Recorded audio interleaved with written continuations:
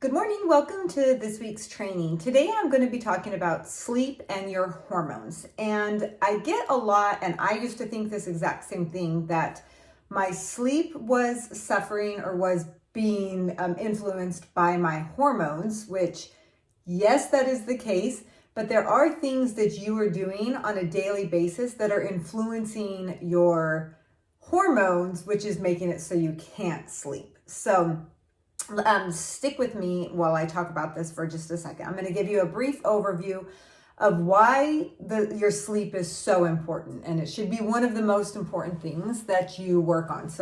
Or that you figure out how to be able to get enough sleep, how to be able to get a better sleep routine because of the influence that it has on your hormones. So, all of your hormones are influenced by the amount of sleep that you get. So whether it's your progesterone or your estrogen. So I'm going to start with actually what happens with lack of sleep, since that's normally what people come to me for. They're not sleeping good through the night, and then they want to sleep through the day. There's all kinds of imbalances going on there. So when your body is not producing enough melatonin, it's because you have high levels of cortisol normally. So that's your stress hormone. And that stress hormone makes it so that your body goes into like an awareness where it doesn't want to be asleep just in case something happens. And so it's doing this as a form to keep you safe, right? So a lot of people will tell me that they're not stressed out, or there's not really issues, or there's things that, that they're fine, but they're not sleeping good. So if you're not sleeping good, then we know that there are some issues and there are some things that just need to be cleaned up and addressed. And it can all be done 100% natural in your head. But first you have to understand and really investigate what's going on. So when you are not sleeping, your body also does not produce the correct amount of hormones, ghrelin, which is a hormone that tells you that you're hungry. So it starts producing more of that, which makes it so that you get more and more hungry when you're tired and you haven't slept enough. So it makes too much of this hormone, and then all of a sudden you're eating more throughout the day because that hormone's not working. But then also your hormone called leptin is the other hormone that tells you one of the hormones tells you that you're hungry, and the other one tells you that you're full. So neither of those are working properly. So you're more hungry, you're not getting full.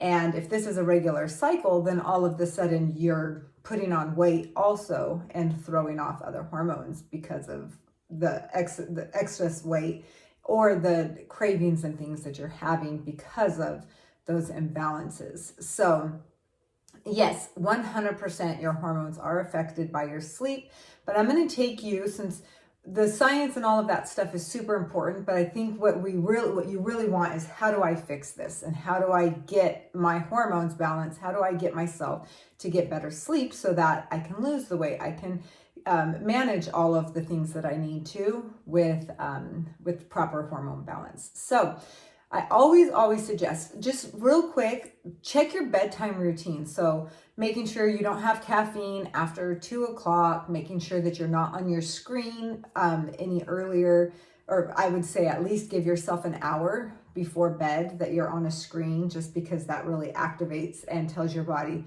we're awake. And so then the melatonin doesn't kick in quite as much. Also, making sure that if you're going to exercise, that you do that earlier in the day, simply to not tell the body that we're doing a lot of moving around and that it's time to relax. Dimming the lights, things like those, like that. Avoiding even eating 3 hours before bed is a super beneficial thing, so that your body doesn't have to digest in the night, like its digestion is taken care of. And then making sure that you're getting out in the daylight and getting some sunshine. That's going to help with those D3 levels, and that vitamin D3 really helps with the health of your thyroid and your hormones. So that's just a simple list of very small things that you could start changing, and I highly suggest that you change those. And what I want you to really pay very close attention to is your thoughts about sleeping or about bedtime. So if you are experiencing a lot of negative thoughts about going to bed, and I've heard this a lot, like if I go to bed now, I just have to wake up and go to work in the morning, or it's the same thing I did every other day. It's this dreading of the next day. Then your body is going to make it's connected sleep to pain, to misery, to like the awful things that are going to take place the next day. And that really raises your cortisol levels. And like I said, that makes it so you can't sleep. So really look at what are your thoughts around sleeping, because that is actually what's telling your hormones what to do. What are your thoughts about morning, like before you go to bed? Is there a dread that you're having? Is it you're trying to implement a new exercise program and now it's like, I don't want to do that exercise in the morning, and now sleep has become really hard for you. One of the other questions I love to address with clients is, do you feel like when you're going to bed that you get to get away from something, or does it feel like you're avoiding something? What is it that it feels like when you go to bed? Does it feel like I'm going to go rest and recharge? Or does it feel like, crap, I'm going to bed, now this? And I see this a lot with women that have lots of issues around like intimacy and things like that. That's all become really tied to some negative stuff about the bedroom, the bed, and all of that, which has tied to sleep. And that is one of the things, that's one of the main causes of what's causing their hormones to be imbalanced. It's their thoughts that have raised their cortisol levels, and then all other hormones get thrown out of balance. Another thing is, just when I listed those things about those small changes you could make, like get off your screen early, don't eat food later, like all of those things, what did any of them trigger you? Did any of them like, no, I don't need to change that one. No, that's too hard for me to change.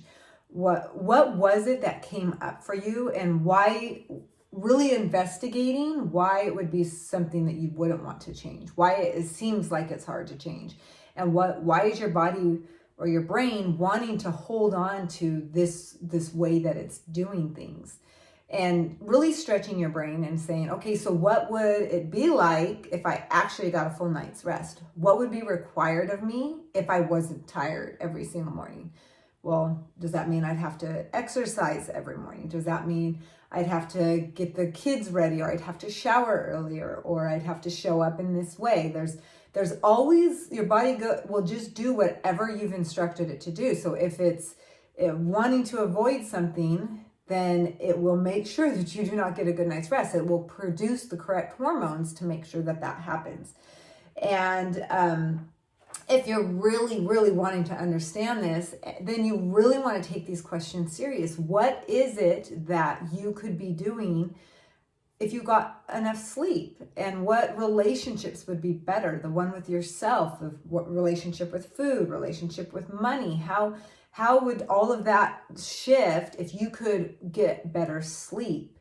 And what needs to shift? What thoughts are you having that are raising your cortisol levels, that are causing that kind of stress?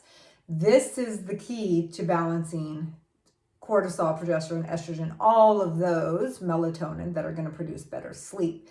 You're not going to need to take melatonin if you get to the root reason of why your hormones are out of balance. And it's always because of thoughts that you're having that are raising your cortisol levels. So if you have questions about this, be sure that you send them to me, ask me those questions. If you want more help, more depth, more guidance through my program, then make sure you reach out to me at danapalmercoaching@gmail.com or on Instagram. You just message me here and we could set up a time to talk, a consultation where we could really get in there and investigate what is some of your core beliefs and thoughts that are causing all of these hormonal imbalances. So, all right, I hope you enjoyed this one. Get to work on this one and let me know if it's useful, helpful, otherwise, or even other topics. All right, have a great week. Bye.